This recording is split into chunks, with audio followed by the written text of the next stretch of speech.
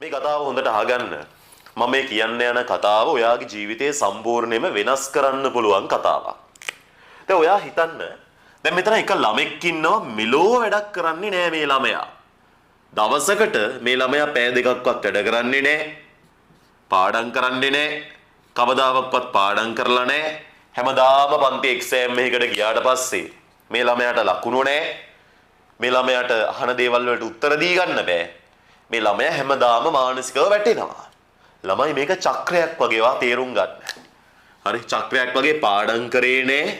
උත්තර දී ගන්න බෑ. ඒ නිසා මානසිකව වැටෙනවා පාඩම් කරන්නේ නෑ. ඔන්න ඔය චක්‍රේ තමයි මේ ළමයා හැමදාම යන්නේ. මේ ළමයා වැඩ කරන්නෙත් නෑ, වැඩ කරන්න උවමනාවකුත් නෑ, ඒක රස දන්නෙත් නෑ, ওই විදිහට තමයි යන්නේ. හැබැයි මේ ළමයා වෙන අයගේ මොටිවේෂන් නිසා දවසක් දෙකක් සමහර වෙලාවට වැඩ කරලා ඒකත් පැයක් දෙකක් තමයි වැඩ කරන්නේ. ඒක ළමයි ලක්ෂණයක් මේ වගේ ළමයින්ගේ. හරිද? සමහර වෙලාවට කාගේ හරි මොටිවේෂන් එකක් නිසා වැඩ කරන්න පටන් ගන්නවා. නමුත් ආයි වැඩ කරන්නේ නැහැ. දැන් මේ ළමයා හැමදාම මේක හරියට ළමයිනේ අර හැමදාම වටරවුම යනවා වගේ හැමදාම පරාද වෙවි ඉන්නවා. හැබැයි ඔයා හිතන්න මේ ළමයා එක දවසක් කවුරු හරි කියපු දෙයක් නිසා හරි කවුරු හරි කිව්ව කතාවක් නිසා හරි ළමයි මේ ළමයා කවදාවත් වැඩ නොකරපු එක දවසකට පැය 6ක් විතර වැඩ කරන ඕන පැය 6ක් විතර මේ ළමයා වැඩ කරා. වැඩ කරාට පස්සේ මේ ළමයා ඔය පැය 6 අරගෙන කරන්නේ මොකක් හරි පන්තියක තියෙන පේපර් එකක් හරි මොකක් හරි ඒකට ළමයි මේ රෙඩි වෙන්නේ. ඔය වැඩේ කරලා ඉවර වෙලා ළමයිනේ මේ ළමයා යනම ඔය වැඩේට පන්තියේ වැඩේට හරි මොකක් හරි එකට ගියා. ඔන්න ළමයි වෙනදට වඩා මේ ළමයාට ඔය පේපරයට ලකුණු තියෙනවා. වෙනදට වඩා ළමයි දැන් මේ ළමයාට දෙයක් පුළුවන් කියලා මේ ළමයාට තේරෙනවා. පන්තියේ ගුරුවරයා මේ ළමයාත් එක්ක කතා කරනවා. ඒ වැඩේ වුණාට පස්සේ මේ ළමයාට තේරෙනවා මොකද්ද? යකෝ වැඩ නොකර හිටපු මම පැය 6ක් වැඩ කරලා මට පුළුවන් වුණා ජීවිතේ මොකක්ද? ජීවිතේ මෙච්චරකල් මට බැරිය කියලා හිතාගෙන හිටපු දෙයක් පුළුවන් කරගන්න. ඉතින් උඹලා හිතබල්ලා මේ ළමයාට ළමයි පැය 6ක් වැඩ කරලා තමන්ගේ ජීවිතේ සම්පූර්ණයෙන්ම හැමදාම මෙන්න මේ චක්‍රයක් විදියට පාඩම් කරන්නේ නැහැ, පේපරේ ලියන්න බෑ, මානසිකව වැටෙනවා, ආයි පාඩම් කරන්නේ නැහැ කියන චක්‍රයෙන් මිදිලා පාඩම් කරා, ලකුණු ආවා, මානසිකව ගොඩ නැගුණා. ඒ ගැම්මට මේ ළමයා මොකද කරන්නේ? මට ගියේ සතියේ පැය 6ක් වැඩ කරලා පාඩම් කරගන්න පුළුවන් වුණා නම්, ලකුණු ගන්න පුළුවන් වුණා නම්, අද මම පැය 12ක් වැඩ කරොත් මොනව වෙයිද කියලා හිතන්න බැරිද? හිතනවා ළමයි. මේක නිකන් ධනපති පෝෂී යාන්ත්‍රණයක් වගේ. පැහැදිලිද? වෙන්න ගත්තට පස්සේ ළමයි එක දිගටම වෙනවා.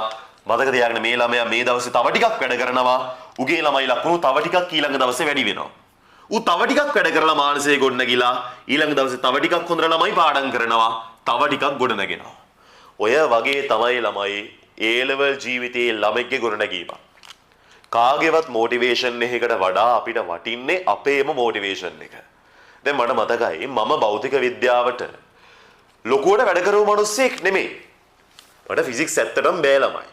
ඒතකොට එක දවසක් මගේ භෞතික විද්‍යා පන්තියේ අපිට කිව්වා කාඩ් එක ගන්න නම් වැඩ ටිකක් තියෙනවා මේ ටික කරගෙන එන්න ඕනේ මේ ටික කරගෙන ආවෙ නැත්නම් කාඩ් එක දෙන්නේ නැහැ කියලා. එතකොට මම හිතුවා මුලින්ම පන්තිය නතර කරන්නත්. හැබැයි වැඩ කරන්න තේරෙන්නේ නැහැනේ. හැබැයි ළමයි මම හිතුව දේ තමයි බෑ. මොකද මේ පන්තියේ ගුරුවරයා කතා කරන විදිය මං ගියේ එකම පන්තියේ ළමයි. ඒක නතර කරන්න විදියක් නැහැ. එතකොට මම හිතුවා නැහැ මම පුළුවන් විදිහට මේක කරනවායි කියලා. මම මොකද්ද කරේ? පැය 12ක් විතර ළමයි එක දිගට එදා වැඩ කරා. පැය 12ක් විතර වැඩ කරලා බර්නූලි පාස් පේපර්ස් ගණන් රචනා කරා 5ක් විතර. වැරදි කටු වැඩ කර ඊට පස්සේ හරි වැරදිච්ච එකම තමයි ළමයි වැඩිපුරම උනේ. ওই විදිහට වැඩ කරලා මම ළමයි ඔය මං වැඩ කරපු කොලේ ගිහිලා බාර දුන්නාට පස්සේ සති දෙකකට තුනකට පස්සේ මට මතකයි. එතකොට ඒස බල්ලා තිබ්බ ළමයිනේ අපේ වැඩ කරපු කොල ටික බලලා මේ මම නන්නත්තර වෙලා කාලගන්නි වෙලා හිටපු එක. මිලෝ වැඩක් බැරුව හිටපු එක.